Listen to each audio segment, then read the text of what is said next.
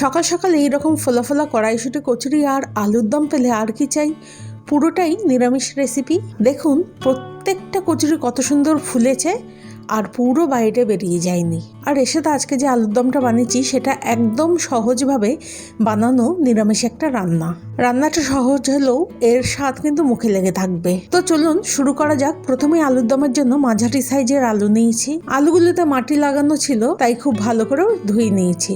এবার প্রেসার কুকারে আলুগুলো আর জল দিয়ে অল্প নুন দিয়ে সেদ্ধ করতে বসিয়েছি। কচুরির জন্য ময়দা মেখে নিচ্ছি। এখানে প্রায় 2 কাপ মতো ময়দা নিচ্ছি। 2 চামচ সাদা তেল, ওই 1/2 চামচ মতো নুন দিচ্ছি। ময়দা ভালো করে ময়ান দেওয়া হয়ে গেছে। এখন একদম হালকা গরম জল দিয়ে মেখে নিচ্ছি। অল্প অল্প করে জল দিয়ে একটু সময় নিয়ে ময়দাটা মাখতে হবে। ময়দা মাখা হয়ে গেছে, এখন ঢেকে রাখছি। আলুগুলো সেদ্ধ হয়ে গেছে, এখন খোসা ছাড়িয়ে নিচ্ছি। প্রথমে খোসা ছাড়িয়ে সেদ্ধ করে নিলেও হবে। এখন একটা একটা করে সবকটা আলুর খোসা ছাড়িয়ে নেব। প্রথমে আলুর দম বানাবো, তার জন্য কড়াইতে সর্ষের তেল দিচ্ছি। তেল গরম হলে একটা শুকনো লঙ্কা, এলাচ, দারচিনি, তেজপাতা, গোটা জিরে আর একটু হিং ফোড়নে দিচ্ছি। হিং দিলে রান্নার স্বাদ বেড়ে যায়। যারা পছন্দ করবেন না তারা দেবেন না। ফোড়নটাকে একটু ভেজে নিয়ে 1 চামচ আদা গ্রেট করে দিচ্ছি। আদাটা ভেজে নিচ্ছি।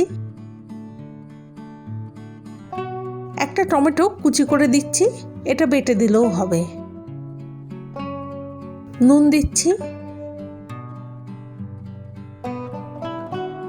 ভেজে নিয়ে 1 চামচ হলুদ আর লঙ্কার গুঁড়ো দিলাম। আমার কাছে যেহেতু জিরে আর ধনে আর শুকনো লঙ্কা বাটা ছিল, তাই আমি 1 চামচ জিরে আর ধনে বাটা আর শুকনো লঙ্কা বাটা দিলাম। সব মশলা একটু কষিয়ে নেওয়ার পরে তেল ছেড়ে বেরিয়ে এসেছে। এখন ওই 1/2 চামচ মতো চিনি দিয়ে মিশিয়ে নিচ্ছি। তারপর আগে থেকে সেদ্ধ করে রাখা আলুগুলো দিয়ে দিচ্ছি। আলুর সাথে মশলাটা মিশিয়ে নিয়ে এবার জল দিয়ে দিচ্ছি। আলু সেদ্ধ আছে তাই রান্না হতে খুব একটা সময় লাগবে না। গ্যাসের ফ্লেম লো করে ঢাকা দিয়ে রাখছি ওই 6-7 মিনিট মতো। এখন ঢাকনা খুলে আলুকে মশলার সাথে আরেকবার মিশিয়ে দিলাম। আলুর দমটা মাখা মাখা করব। ঘিতে কয়েকটা কাজু বাদাম আর কিশমিশ ভেজে দিয়ে দিচ্ছি। ঘরে বানানো গরম মশলা 1/2 চামচ আর ভাজা জিরের গুঁড়ো 1/2 চামচ দিয়ে দিলাম। সব মিশিয়ে নিয়ে ধনেপাতা কুচি আর কাঁচা লঙ্কা দিয়ে দিলাম।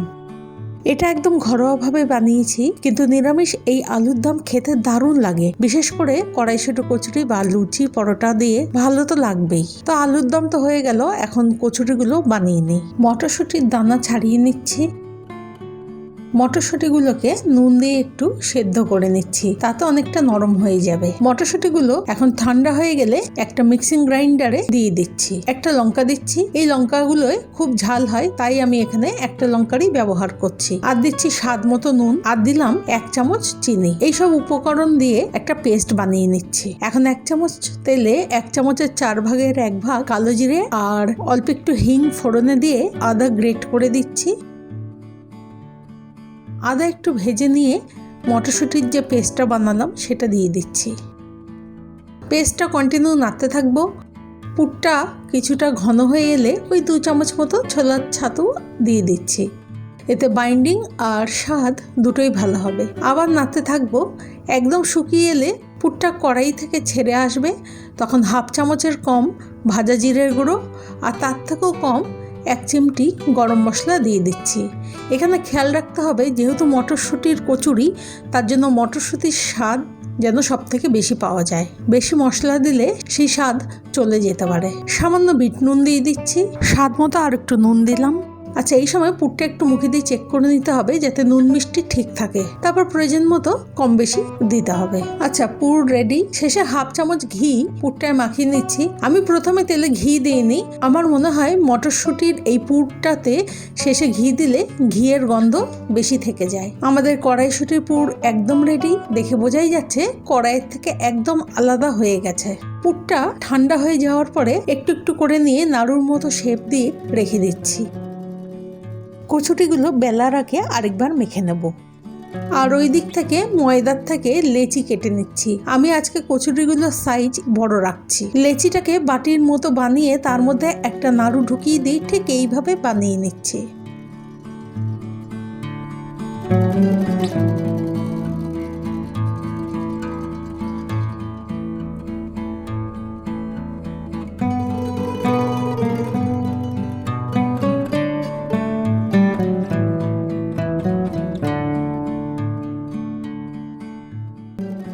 সব কটা বানিয়ে নিয়েছি।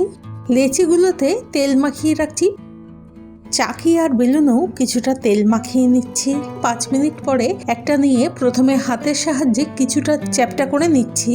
আমার মনে হয় তাতে বেলতে সুবিধা হবে আর পুরটা চারিদিকে সমানভাবে ছড়িয়ে পড়বে। কড়াইতে আগেই তেল দিয়ে তেলটা গরম করতে দিয়েছিলাম। তেলটা গরম হয়ে গেলে গ্যাসের ফ্লেম লো টু মিডিয়াম করে কচুরিগুলো একটা একটা করে ভেজে নিচ্ছি। প্রত্যেকটা কচুরি আমার ফুলে উঠেছে আর এর গন্ধে চারিদিক ভরে গেছে। এখন আলুর দম দিয়ে গরম গরম পরিবেশন করব। কেমন লাগলো রেসিপিটা অবশ্যই জানাবেন। ধন্যবাদ।